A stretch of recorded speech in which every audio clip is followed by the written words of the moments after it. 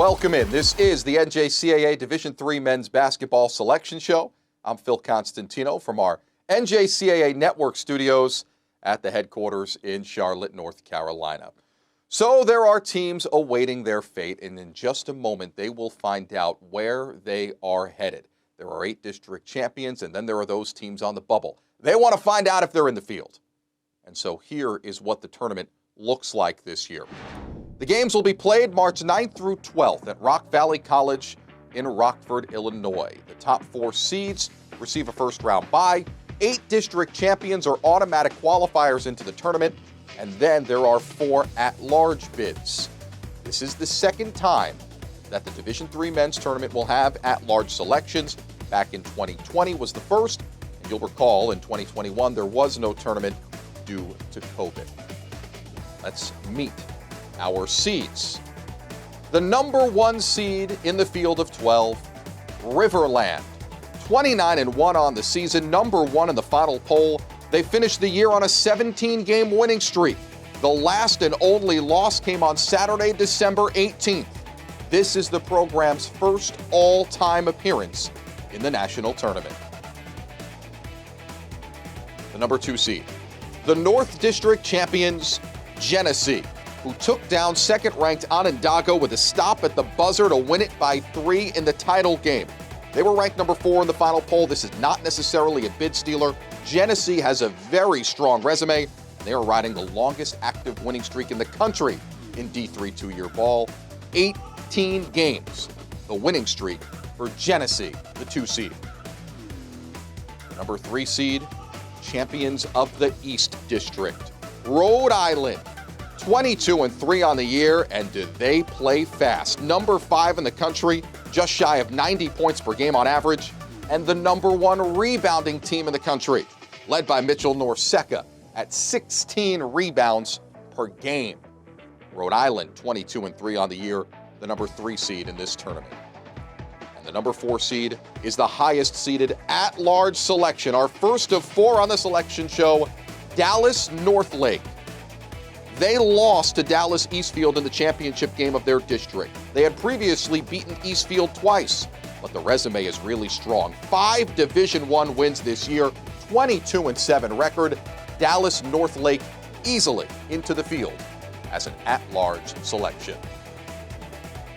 These top 4 seeds all earn a first-round bye. Riverland, the number 1 seed. Genesee, the number 2 seed. The number 3 seed, the Community College of Rhode Island, and the number 4 seed, Dallas Northlake. All of those top 4 seeds have March 9th off. It is our pleasure to now be joined by the head coach of the number 1 overall seed in D3 men's basketball, Derek Hahn. He is also the athletic director at Riverland in Minnesota. He is in his 7th season as the head basketball coach. Derek, congratulations on the success this season. I also understand you're an alum of Riverland. You played there. Yeah, I actually played both baseball and basketball during my time here, and they brought me back to run both programs as well. So been around the college for a long time now. This is the first appearance for the school in the tournament. What does that mean to you? No, I think our program's been so close to breaking through for a long time. We've had some really good seasons where we were ranked in the top 10 in the country and just didn't happen to perform when we went down to a region tournament, and maybe had a slip up in the semifinal and or championship game over the last couple of years. So it means a lot. It means a lot to those former guys that have been around this program and helped us build it.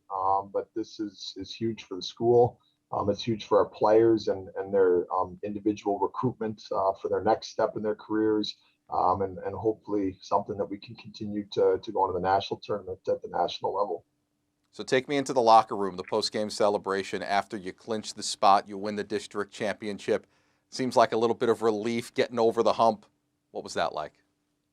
No, the energy level of this group is tremendous. Our home crowd is one of the biggest factors in our success. A lot of the baseball guys from our program come out and support us on a game-by-game basis, and not many teams have been able to come in and beat us on our home floor. So energy level's always been high, but when we walked into that locker room after the celebration and got into the side where it was kind of behind closed doors, it was electric. It was a fun a couple minutes there to share with those guys, because the time, effort, energy they've invested into our program definitely shined through in that moment. And it was a big relief, like you said. What was the celebration like? Did they douse you with the cooler of Gatorade, water, what? Yeah, it was. There was a lot of water, a lot of noise, a lot of just overall energy, hugs, all kinds of stuff. Even some tears, just because it was something that, like I said, has been a long time coming for us, and major relief to finally get that done for us. 17-game winning streak at the moment. What's working for your team?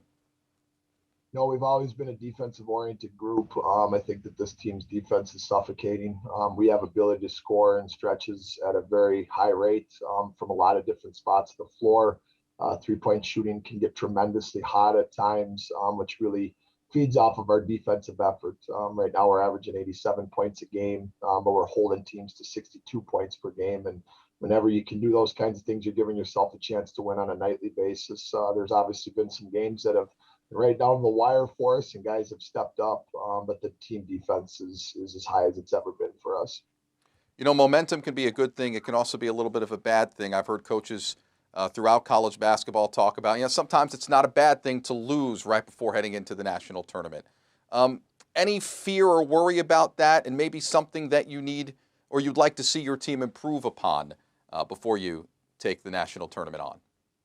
Our region has been really strong this year. I feel like we've had an X on our back for as long as I can remember. We've been in the national rankings since the first preseason poll back in October. There's actually been 7 of the 16 teams in our region that were featured in that poll, at least in the receiving votes and or the top 15 throughout the season. So every single game that we've played this year has been tough. We understand how hard it is to win in our region and how good some of the teams are. So we feel like our schedule's prepared us. Anytime we've played 27 regular season games, and 14 of those were against nationally ranked opponents throughout the course of the year, you've kind of prepared for the bigger stage. But at the same time, there always is that fear a little bit of, are we, reaching our peak too early type deal. But I'd rather be on this side of it at this point than any other side. Your roster construction shows depth, shows balance. Cleveland Bedgood was the region player of the year. Your district tournament MVP was Joe Burgos. Not so often for some of the best teams in the country are those two awards won by two different people. What does that say about your team? We've had a long stretch of success. And one of the things when we got to tournament play that we saw be a problem over the years is lack of depth and really deep depth. Our region tournament is 3 days consecutive. So you play Friday, Saturday, and Sunday. And to get through that war, you need a lot of guys that can go. And this team we could have a different leading scorer every single night. We don't go in building it around 1 or 2 players. There's obviously guys that excel regularly. And Cleve has obviously been one of those guys for us pretty consistently. But Joe is someone we trust in. And when he started having a great tournament, it's something we talk about all the time. Different guys are going to step up, and when it's their moment, we ride them. And Joe is that guy for us this weekend. He got hot from 3, and opponents were kind of building their game plan defensively around trying to stop Jerry and Spinks and Cleveland Bedgood and some of our other players. So then it opens up opportunities and scoring chances for guys like Joe. And we're just, the depth is really shining through at this point. And you have 5 guys that hover around that double figure mark, 10 points per game. So this is a balanced attack. Absolutely. I mean, that's kind of how we tried to build it over the years. There's just so many different game plans in the game of basketball, and they can take away certain facets so fast.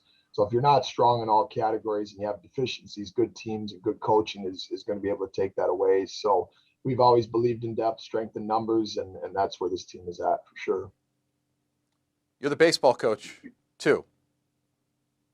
What's going on right now? It's March. What are we doing? Which team you coaching? The baseball program actually leaves tomorrow afternoon for Tucson, Arizona. So I was kind of in that dilemma leading into the region tournament. A lot of people were asking what was going on, and I didn't want to count my eggs before they hatched. But those baseball guys are going to do just fine. The first couple games are always about the experience itself anyways. So I'll be going with the basketball team. The national tournament's a pretty big deal, so that's going to take my priority at this time. But at the same time, we're excited to start working with those baseball guys when that time comes as well. What's on the board behind you? Is that a game plan? What? It's all kinds of different stuff. It's how I try to keep my head wrapped around all the different tasks throughout a day, whether it's recruiting, practice plans, game plans, POs. We're trying to rush through all the different things to get to Rockford at this point now for hotels and buses. So a lot of different things throughout the course of a day for sure. Especially when you're a head coach of 2 programs, I guess, and you're an AD. A lot of tasks throughout the day, and a lot of to get your attention, and we try to help everybody the best that we can. Derek Hahn, the head coach of the Riverland basketball team, baseball team, and the AD. And, well, they're the number 1 team in this year's men's D3 field. Derek, congratulations on the success and all the best at the national tournament in Rockford. Thank you for the time. We appreciate it, man. Thanks.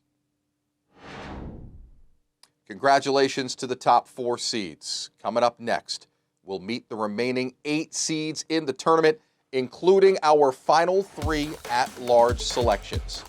Stay with us on the NJCAA Network. The landscape of sports is changing. AI is the next evolution. We're bringing it to fields and gyms everywhere with Huddle Focus. Just mount it, set it, and forget it. Multiple lenses, AI player tracking, automatic recording, or record on the fly with the Focus app. Instant uploads and flexible live streaming options. AI is changing sports. Use it to your advantage. Visit huddle.com/focus today.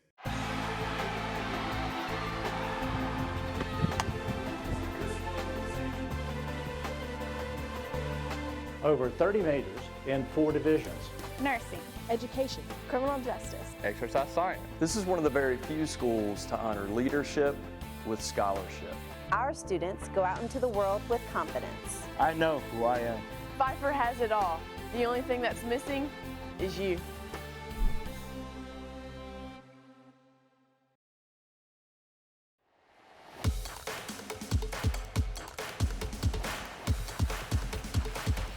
Welcome back into our NJCAA Network studios here in Charlotte, North Carolina.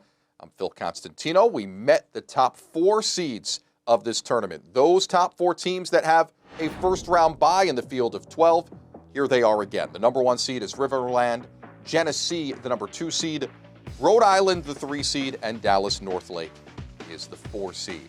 Let's fill in the rest of this bracket. Let's start with our number 8 seed, Rock Valley. Great Lakes District champions, 2-time national champions. They last won this tournament in 2016.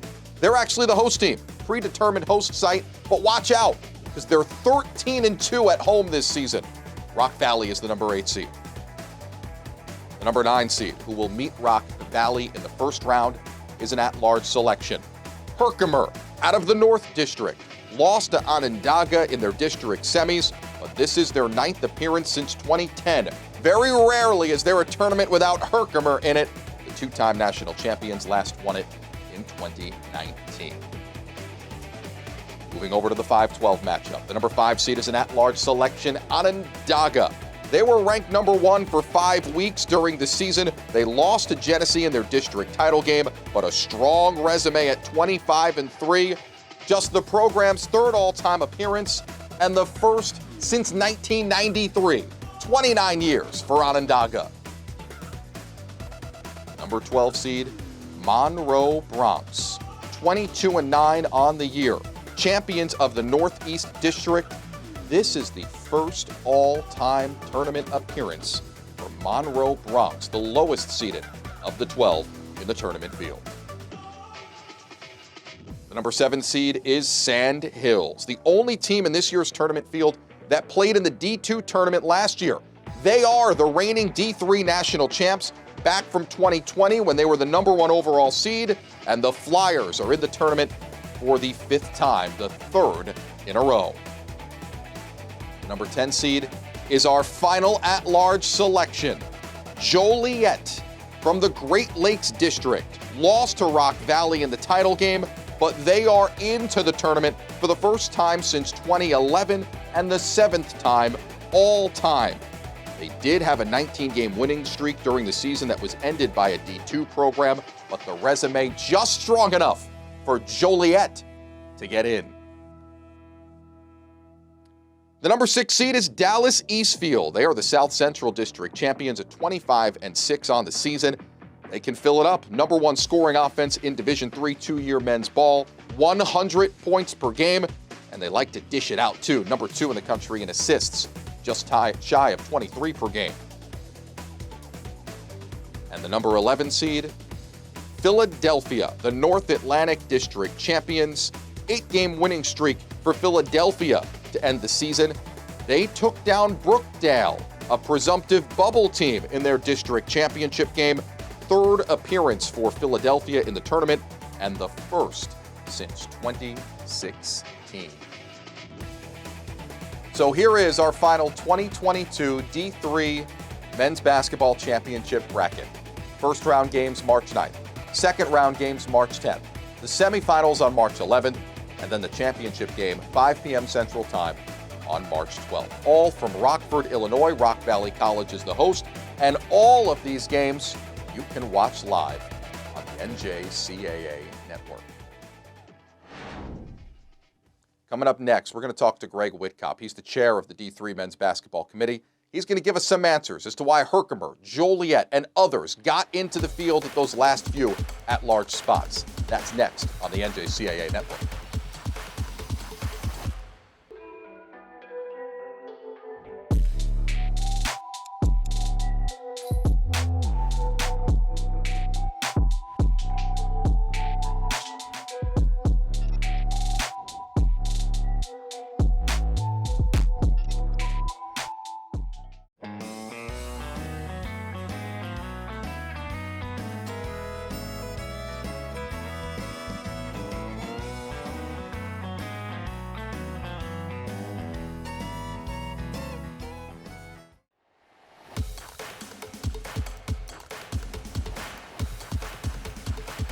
We are back on the NJCAA Division III Men's Basketball Championship Selection Show. Earlier, we revealed the bracket, and let's talk about it. We welcome in the chair of the D3 Men's Basketball Committee, Greg Whitkop. His first year as chair, he is also the athletic director at CCBC Essex.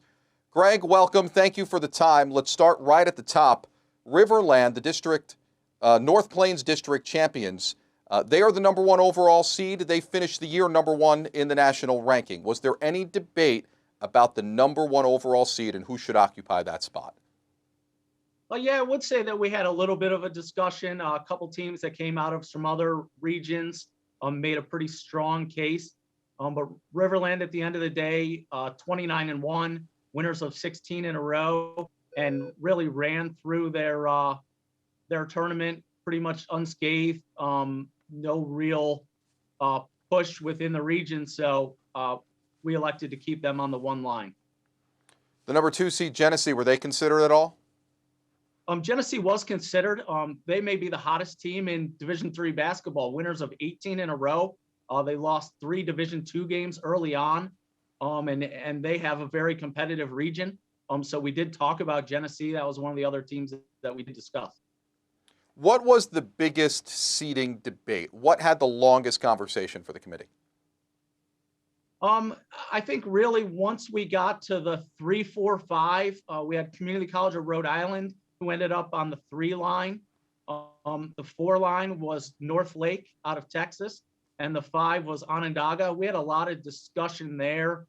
2 of those teams, coming in as at-larges. So where did we fit them all? And what matchups did that create? So we did have a lot of discussion on 3, 4, and 5.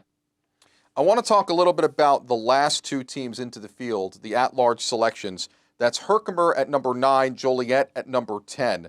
What set them apart that got them in the field? So I think let's just talk about Herkimer first. Herkimer comes from a traditionally very strong region. They had a really strong year. I believe they were top 7 or 8 in the country all season. They lost by 2 to Onondaga in the regional semifinals. So I think just a combination of those factors, the quality of play within their region, the tournament history within their region, all those things played into them basically being the 3rd at-large in. Joliet, the thing with them, they had a 17-game winning streak during the season. They did drop the regional final to Rock Valley.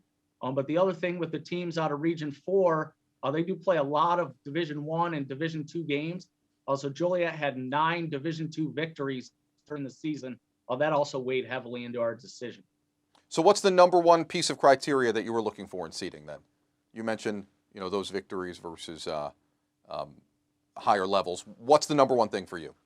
I mean, just the overall body of work, their overall record, and then what their record is against Division III teams, Division II teams, Division I teams. What one of the at-larges, North Lake, won 5 Division I games outside of divisional regional play. So, I think those things are important to the committee, the quality of your opponents throughout the year. And then we also do look at what games did you lose? Who were those games against? We also look very, very heavily at how did you close the season? So were you, we had some teams that were 10-0. We had a couple teams 9-1, 8-2. That was pretty much an important benchmark, was how did you finish the year? So just to clarify, Dallas North Lake is your highest ranked of the at-large selections. They were 5-0 versus Division I. Yeah, a whole body of work, but it seems like there's extra weight, extra emphasis on what you did against the highest levels, the best competition. Is that correct? Right. They were 5-4. They actually played 9 Division I games and 3 Division II games. Okay. So they played 12 games against higher divisions during the course of the season. Got it. So now back to that 9-10 situation. Was this discussed at all? The fact that Herkimer could potentially in the second round get Genesee. I know that you try to avoid teams from the same region and district meeting early in the tournament. Was that a discussion as far as who got the 9 spot and who got the 10 spot? And ultimately, Herkimer was number 9, Joliet was number 10. I mean, I think it is important for us to look at that, what the matchups are. I mean, I think we want to be as close to on point as we can be when it comes to what those teams are in ranked order. But one of the great things about getting to a national tournament is you get to see different teams. Mm-hmm. So I don't think anyone wants to travel 12 or 15 hours to play somebody they already played 2 or 3 times. There's some really great matchups in this bracket, and we're looking forward to it. The potential at-large team that got the most discussion that you would consider the first team out was who? That would be Brookdale. I think their body of work during the season was great. They were a finalist in Region 19. Them and Montgomery were pretty close. Brookdale did beat them in the regional semifinals. So Brookdale had a very strong case. And we talked for quite a while about, 3, 4, 5 and who went where. How close was Brookdale to Joliet? I think they were pretty close. I think one of the factors was Brookdale closed the season 6-4. They lost the regional final by 20. I think those were some things that we looked at when making that decision. They also had no wins against Division II or Division I teams. So all their games were Division III. Last question for you, Greg. This is now the second year, going back to 2020 before the canceled tournament last year, with the at-large selections in the field for Division III men's basketball. Overall, has this helped or hurt the quality of the tournament? I mean, it makes our show more exciting, right? It adds to more discussion, more debate. But as far as the quality of the basketball, the quality of the tournament that we're going to see at Rock Valley College in Illinois, has it improved or has it diminished the quality of the tournament? I think what it does is it gives teams within those strong regions that have great years, gives them an opportunity to advance. We have some really strong regions, so it's nice to have multiple teams with the opportunity to go to nationals and try to win it all. Greg Whitkop, he is the chair of the D3 Men's Basketball Committee. Greg, thank you for the time. Appreciate it. Thanks, Phil. One final check of our 2022 Men's Basketball Championship bracket. Riverland is the number 1 seed. The top 4 seeds earn the first round bye. This field is made up of 8 district champions, 4 at-large selections. Joliet, the number 10 seed, the final at-large selection in to the tournament field. All of these games over the 4 days at Rock Valley College in Rockford, Illinois, are available to stream live right here on the NJCAA Network.